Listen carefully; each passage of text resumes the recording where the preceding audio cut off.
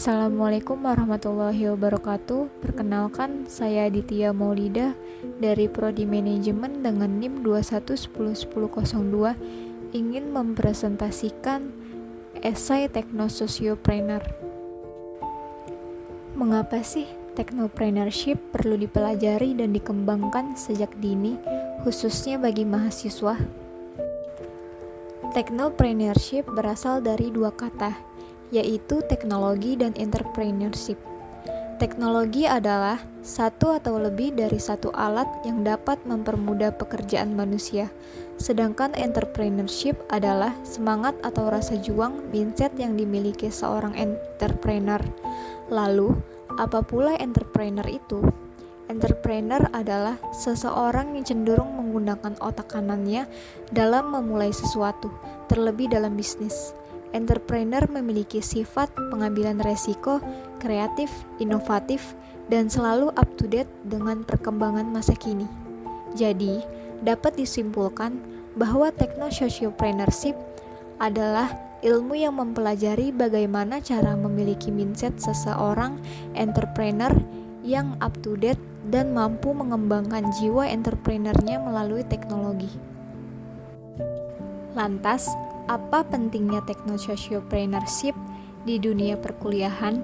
Terlebih lagi, mengapa Techno-Sociopreneurship perlu dipelajari dan dikembangkan sejak dini, khususnya bagi mahasiswa?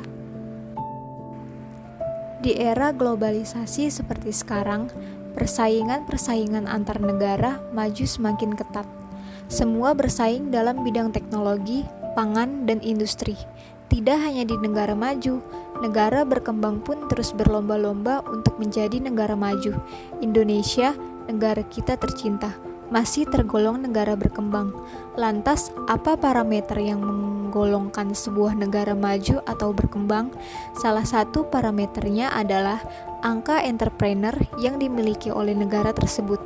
Negara maju memiliki minimal 2% dari seluruh rakyatnya yang berprofesi sebagai entrepreneur, sedangkan Indonesia hanya mampu bertahan di angka 1,6% yang berprofesi sebagai entrepreneur. Untuk itulah, tentu Technopreneurship merupakan salah satu mata kuliah penting, bahkan wajib yang harus dimiliki di dunia perkuliahan.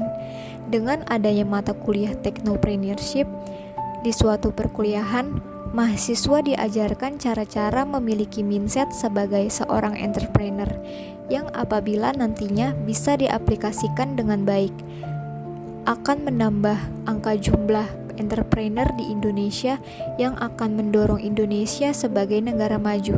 Selain itu, bukan hanya berorientasi menjadi negara maju, dengan adanya ilmu Technopreneurship ini, mahasiswa diajarkan sebagai makhluk yang mandiri, makhluk yang bisa membuka usahanya sendiri dan tidak tergantung pada yang lebih kuasa, atau lazimnya disebut sebagai employee.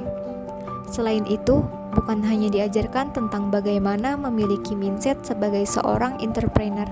Di Technopreneurship juga diajarkan melihat bagaimana peluang bisnis yang dapat terjadi di pasar, sasaran pasar, produk apa yang sedang diminati di pasar, dan lain-lain. Apabila kita hanya berprofesi sebagai seorang employee, tentunya mindset kita akan tertutup dan hanya menjalani pekerjaan yang ada. Technopreneurship perlu diajarkan sejak dini untuk menciptakan generasi-generasi penerus bangsa yang mampu bersaing dengan generasi-generasi di negara maju dalam sektor entrepreneurship. Di Technopreneurship inilah kita diajarkan bahwa tak selamanya otak kiri yang mampu menggenggam dunia, namun otak kanan, terlebih di era yang sangat ketat persaingannya ini, juga mampu menggenggam dunia. Di sini, mindset kita dibukakan bahwa menjadi pemakai otak kanan yang baik dapat menghasilkan ide-ide baru yang dapat dijual di pasaran. Seseorang entrepreneur juga dituntut untuk mampu menggunakan teknologi yang terbaru sebagai media atau sasaran yang dapat membantu mempublikasikan item-item atau produk-produk yang akan dilempar ke pasaran nantinya. Seorang entrepreneur tidak akan langsung masuk ke sistem, melainkan menggunakan teknologi, waktu, tenaga, dan uang dari manusia lain untuk terlibat dalam sistem tersebut. Disebutkan bahwa seorang entrepreneur tinggal duduk santai dan memiliki waktu, uang yang banyak namun tenaga yang dikeluarkan sedikit.